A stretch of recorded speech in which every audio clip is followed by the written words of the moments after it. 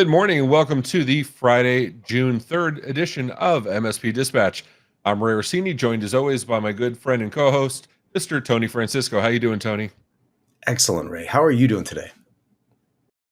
My day's a little better because I found out that bees are fish in California. Had you heard that?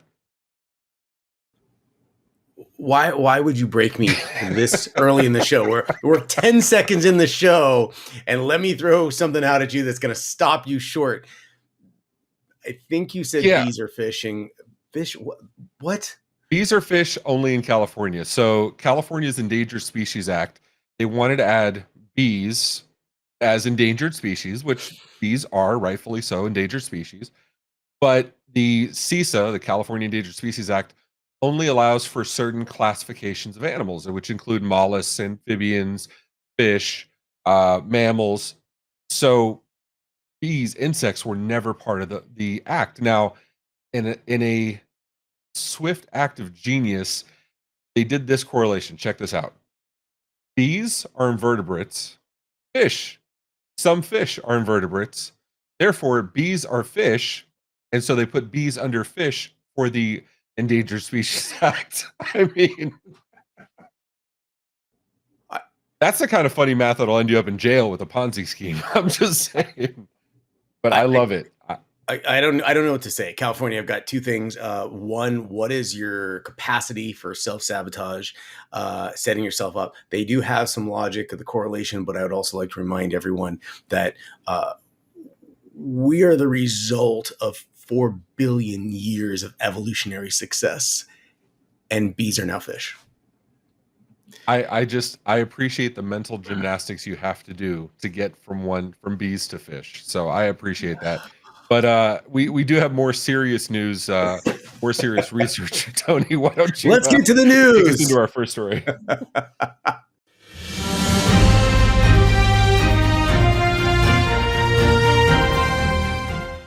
MSPalert.com has talked about in an article what Verizon has come up regarding ransomware breaches, and the results are stunning. Ransomware breaches climbed by 13% last year, marking a greater jump than the last 5 years combined. Verizon Business has illustrated quite a few points. Some of these points are 62% of system intrusions came through compromising an organization's partner. We've talked about that in this show, but we didn't realize that 62% was that number, and we're going to get into that more. Here are some additional findings that are just amazing. Compromised credentials is roughly 50% of all breaches. Phishing is slightly less than 20%, while exploiting vulnerabilities is about 5%, and botnets are less than 1%. 73% of data breaches originate from external sources, 39 from partners, and 18 internal. 80% of actors in the breaches are external, 20% internal, 1% are multiple, and less than 1% from partners. The motive of external agents in external breaches was 90% personal or financial gain, 3% disagreement or protest, 2% fun, curiosity or pride, and 1% grudge or personal offense. 25% of total breaches are the result of social engineering attacks. Add human error and the misuse of privilege, the human element accounts for 82% of analyzed breaches over the past year. Ray, there are so many questions that I have about this, but it just mentioned that social engineering, which involves a person on the endpoint, is directly responsible for 1/4, 25% of the attacks. Is this speaking directly to our audience, the MSP community? Is this a new campaign to attract new customers, to impose new services about social engineering hacks, about phishing scams, about hacks outside of the technical component, which the MSP should be involved in as well? What are your feelings about this? I'm sorry, you pointed out that I made errors and I held a grudge, so I'm not listening anymore. That's only 1% of the time, though. It's only 1%, and I've got my fish that I'm going to throw at you. I mean, the bees. Sir, I'm married. I know I'm wrong more than 1%. I'm told regularly. No, but seriously speaking, I mean, this It seems like I almost feel like I want to stop doing security stories because it feels like we're repeating the same thing over and over. I love the stats. I love the numbers. While scary, I don't see anything really surprising. It's just putting it a little more focused, a little more um it's adding a little more clarity to us, letting us know where we need to spend our time as far as education, as far as training, as far as user awareness. It's always important to know where the issues are coming from, and a good MSP is going to go back to their clients and say, this is the actual data. Because a lot of times, you know how it is. My cousin's friend, dog walker's nephew's niece told me something, and now bees are fish, right? So, but going back to this, when an MSP can take actual data and say, look, this is Verizon, this is a Verizon report. It's not just me saying you need to do these things. It's not just me saying this is where we need to watch out, but now we have clear details where we need to look, where we need to apply a little extra care and tender loving care. I think that's helpful to MSPs. I think that's helpful to help them get the message across because I've seen it over and over again. And we'll go back to MFA where sometimes the client doesn't see the actual MSP as the subject matter expert, as somebody they should be listening to, as a source of truth. So when they have data like this, it just goes to support the MSP's stance, and I think this data is valuable for that reason. I agree. I think it's saying things that we all know. It's not saying anything revolutionary, but it is clearing the white noise, and it is adding a little bit more clarity on the importance of certain things. And being an MSP, being in security, talking to the last mile, the customer. Your life is like a Rubik's cube. You line everything up on one side, and then you realize the other sides are all messed up. So you're constantly in this uphill battle, pushing the boulder up the hill until the end of the next month. It's time to do it again. And that's a repetitive story. But, security awareness training, it's been there. It's been available to our audience. But maybe this is a push. Maybe this is an article, a statistic that should be going out to all of your customers, because security awareness training is literally 1/4 of the breaches out of the gate. That's a statistic that's brought up by a third party. And I'd be interested to see what the results are, if this would attract additional customers for the MSP community. Please chime in on this. Let us know your input. Ray. And also, we had the previous story with Connor Swalm of Insecurity talking about this, the human risk factor. I was just going to bring that up. Ray, we'll link in the show notes. Perfect. Idea. Yeah. So we'll link in the show notes the link to the last time he was on talking about this. He's definitely a subject matter expert on the case. So, check it out. Speaking of experts and something that's always there, some things change.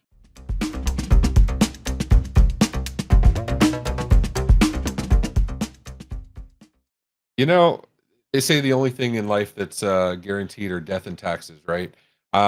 So Azure AD, which is Azure Active Directory, it's identification, access management, source of truth for Microsoft Cloud products. It's getting a new name because that's what it does. Azure AD is now part of Entra, Entra.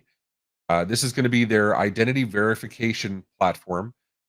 It's going to be Azure AD is going to be a component of this. This is supposed to be an all-encompassing identity access management platform, which is going to include identification access for applications, for identities. It's going to provide additional features such as limiting access to only what's necessary, all while supposedly delivering a simplified experience. Also, the Entra, or the formerly known Azure Active Directory verifiable credentials, that's a mouthful, is being renamed to Entra Verified ID, and it will be coming out of beta in August. It's been beta for quite some time. Tony, let me give me a second to log into my Microsoft Live. I mean, my Microsoft Passport. I mean, my personal account. I mean, my work account, which also has a same email address. Microsoft's been struggling with this for a very long time. Are they finally, what hope do you have that they're going to get this right this time? Because I agree with the goals. I think they're fantastic, but it's a hard thing to solve. You think they're capable? Well, Ray, you've got excellent points across the board. And I think what everyone has to understand is when a company is developing so many diverse product sets to address, to be adopted by so many different types of people, industries, and it's consumed, the evolution is limitless in every one of those. Bringing everything back to a centralized point is not an easy task. And doing that from a integration perspective is borderline impossible, at least we've seen in today's world. But rebranding everything so everyone has the understanding that Exchange and Link, which is then Skype, which is then Teams, bringing that all together with, OneDrive, which used to be part of Box and a variety of other functions, bringing all of this together, Power BI and everything else in Well, one it family. wasn't. Was it part of Box? I Well, Microsoft invested no, heavily it in was some. Box and Okay. then Yeah, spun out a portion of it. Yeah, so that was years ago. yeah, I learned. So, but and so I originally thought Box was going to be acquired into that into the 365 family, and so how it evolved into a OneDrive fascinated me. But neither here nor there. At the end of the day, from a marketing perspective, putting all together is just as difficult as from a technical perspective, synchronizing or pulling everything together in the center so that you have a single frictionless way to procure, purchase, and manage all of those services while still addressing the end feature set and functionality to the end customer that is ever expanding. And I think this is one of those steps in the right direction. I'm really curious how they're going to handle this because it's the heartbeat. It is the brains of everything. The lowest common denominator is the authentication. And if Entra, what's the Entree? correct? Entra. You're making me hungry for lasagna for breakfast, man. What is what is Entra going to be a part of? If it's just a part of something, if AD is a part of it, I'm really curious because identity management servers have become so prolific out there and so important. And once you staple yourself to one particular architecture, it's going to be very difficult to deviate. Is this the end point where everyone's going to want to be? I'm curious. I Ray, mean, your yeah, thoughts? it reminds me of like, there's that website sso.tax, where, websites, because, using Azure or Google for single sign-on, that's a thing. I mean, we support, Azure single sign-on. We use it for a lot of things. It makes identity and access management much easier because we have a central authority for all the credentials or for all the access and the group memberships and all that stuff. But there's a class of vendors out there that charge extra for allowing you to use these SSO providers or these IDAP providers. Setup is or SAML. Now, you know, as these mechanisms become more valuable, because now we're not just saying you can log in. Now we're saying we're going to create. This is a step towards zero trust networking, right? This is a step towards SACE. Secure application software edge. I'm bad with the acronyms, but this is a step towards those things where you're now saying you're not only logging in, but now we're going to make sure you only have access to those things you need, only these minute details of those applications.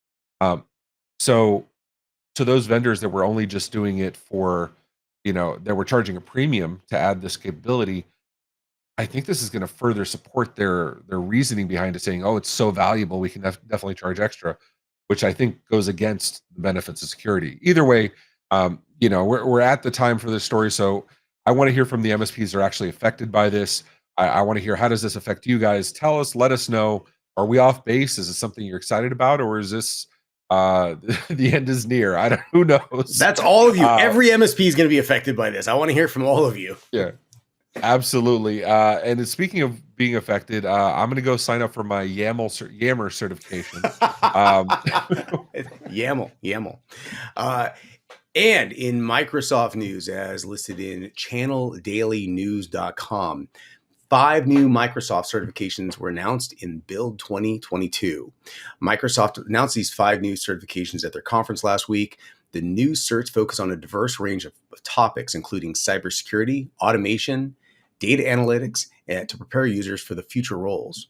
The exams cost about $165 US per, and the list of those certifications are Microsoft Power Automate, RPA Developer Associate Certificate, Microsoft Cybersecurity Architect Expert Certificate, Microsoft 365 Exchange Online Support Engineer Specialty Certificate, Microsoft Azure Support Engineer for Connectivity Specialty Certificate, and Microsoft Azure Enterprise Data Analyst Associate Certificate. Ray, I'm excited about this because we hire quite a few individuals with certs specific in the Microsoft arena, just like everyone else is looking for. And finding someone with Power Automate experience with a successful certification on the back end by the very company they're going to be working with on their tools is exciting for me. Is this something that's going to make the community better? Is this going to strengthen the MSP community and the customer base that they serve in the way that I anticipate? What's your perspective on this? This seems like very smart play for Microsoft in the sense that Microsoft certs are nothing new, right? I had my MCSE back when it was stood for, engineer back in 2003. And then they took it away and they brought it back and it stood for expert. They do these things. They create certs and the certs kind of there's an ebb and flow based on what products are of interest to Microsoft. Now, this makes a lot of sense to me because if you notice, you said Azure a lot in those certs. These absolutely make sense because Microsoft wants to push their cloud. They want to push their Entra, right? I didn't see an Entra cert, but I'm sure it'll happen eventually. Um, you know, Microsoft wants to do this. They want to create experts that understand the platform, understand the stack, that are then going to adopt the stack that they're experts at, which results in more Microsoft sales. It's absolutely a smart play for the vendor or for the MSP that's hiring those individuals that have those certifications.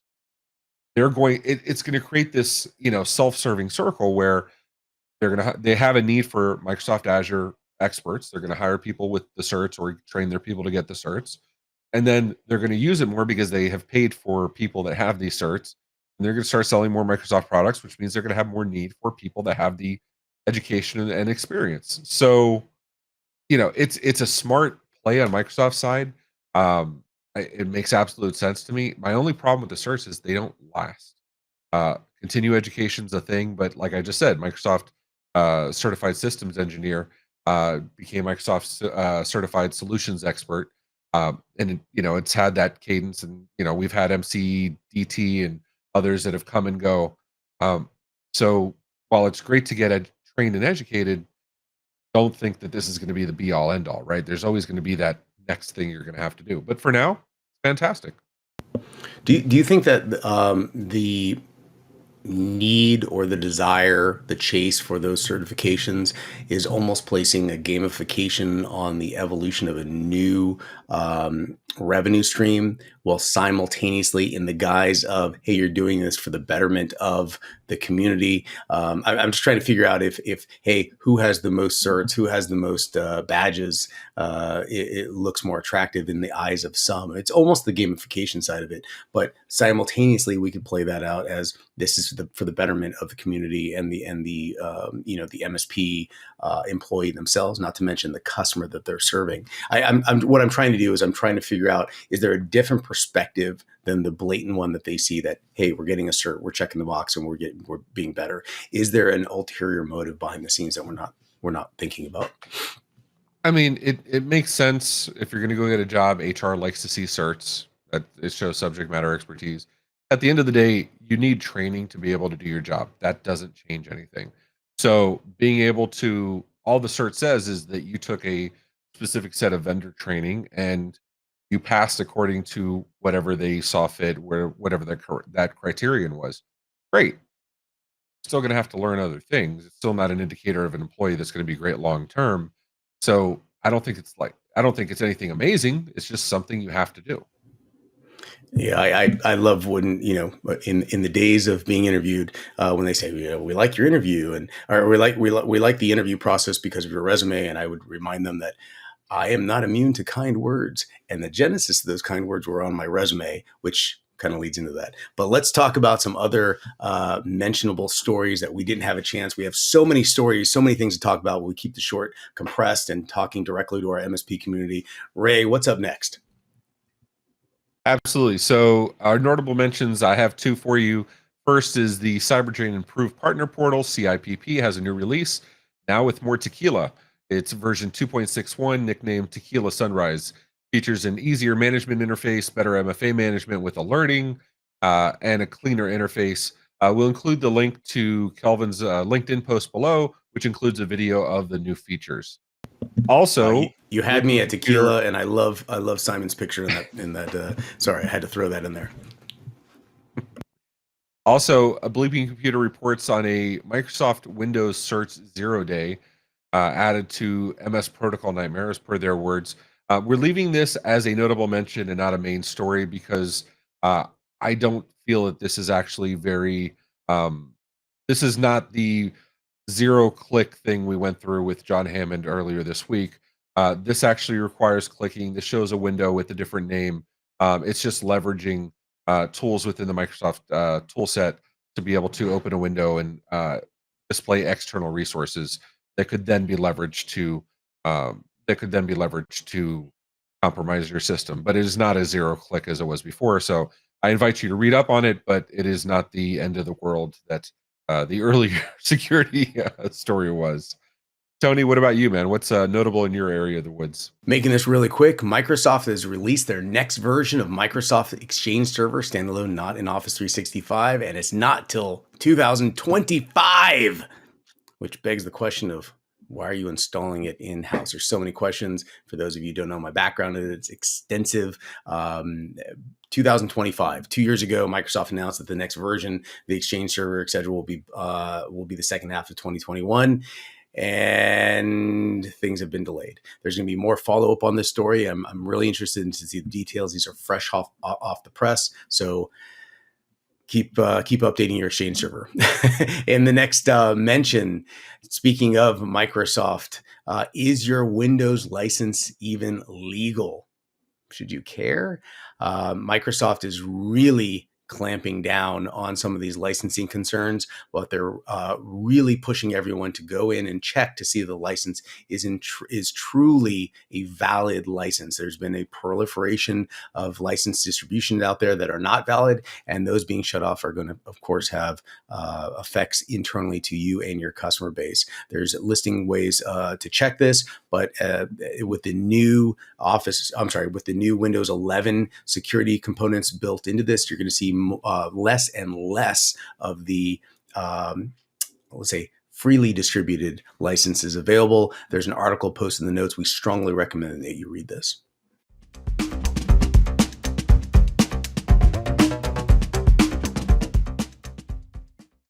And that takes us to our community corner. We have some good feedback from the MSPs, and we appreciate it. First, we have Alex K from YouTube commenting on the May 20th episode, advising try enabling app passwords with Microsoft MFA turned off. Let's say Duo MFA turned on. It's not going to happen. So you're stuck managing two MFA solutions instead of one. Yes, Microsoft is forcing the use of their product. And that goes back to Duo and Microsoft have been longstanding in their going back and forth. Microsoft does not recognize Duo as an MFA product for one reason or another. There's plenty of articles written as to why, but it is a frustration considering almost everybody in the MSP world uses Duo or for one thing or another. We also have Derek Brawley from YouTube. Another great episode, guys. I'd much rather watch this news show than any other news show. That is high praise, and thank you so much, Derek. We absolutely appreciate it. And then we have a question from JRDNR on RMSP. Is there an audio version? Would love to subscribe, but my listening time is when I'm not in front of a screen. So that actually brings up a good point. I have some good news for you. We are wrapping up the distribution rules or the distribution methods for putting these out in podcast form. All episodes of every show for my MSP Media Network will have a video version, an audio version of the podcast, and then there will also be a combined MMN of all shows for video and all shows for audio. So you can subscribe to one or all or any which way you want and listen to it or watch it exactly how you want. We should have that within the next 2 weeks, and we'll be sure to announce it. I really want to add on to everyone that the quality of production that's on the back end is amazing. All of the fades that you see on the screens, the maximized screenshot, the scrolling of what's happening, the feedback that comes from you, the back end conversations that occur based on that feedback, it's incredibly well organized and orchestrated. The feedback is critical and it's driving things forward. I can't thank the audience enough.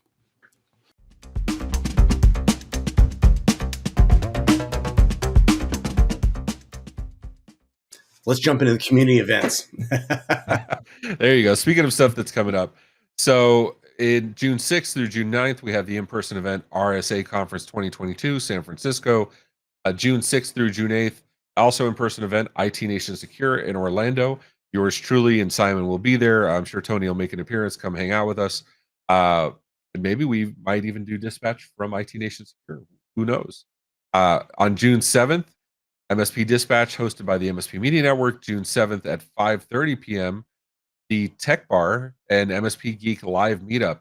It'll be live streamed on YouTube and Facebook, and it will also be an in-person event inside IT Nation Secure in the Daytona 1 or 2, something like that. It's on the schedule. Daytona 2. We'll be in the room doing this live in front of real people. And then June 10th, we have the MSP Dispatch week wrap-up presented by the MSP Media Network. And that's a lot going on. Tony, thanks so much for all your insights. Thanks for hearing me out about my bees. I appreciate that. I had to get that off my chest. They're fish. They're fish. My fish. I'm gonna go get a beast aquarium.